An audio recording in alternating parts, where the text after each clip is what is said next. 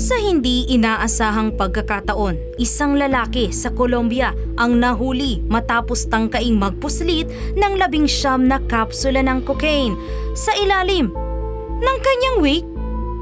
Plot twist! Akala niya makakalusot siya pero hindi niya alam may x-ray ang mga pulis. Hindi lang sa bagahe, kundi pati sa buhok. Ang 40 taong gulang na sospek mula Pereira, Colombia ay papunta sanang Amsterdam, Netherlands. Pero bago pa siya makasakay, nasabat siya ng mga anti-narcotics police na may pangmalakasang profiling skills. Isa lang ang masasabi natin, ang wig niya ay may laman, hindi lang volume. Sa ginawang inspeksyon, napag-alaman na ang 19 na kapsulang tago sa wig ay may lamang cocaine. Ang wig niya, hindi lang pala hair extensions, may illegal extensions.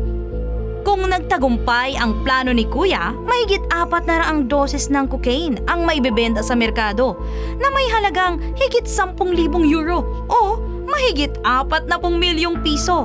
Pero sorry na lang boss, dahil huli ka balbon.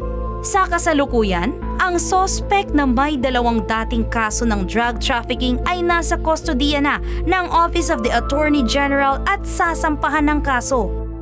Ayon kay Brigadier General Gilbert Jessid Peña Araque, mahigit 450 drug traffickers na ang nahuli ngayong taon at mahigit 115 kilo ng iligal na droga ang nasabat.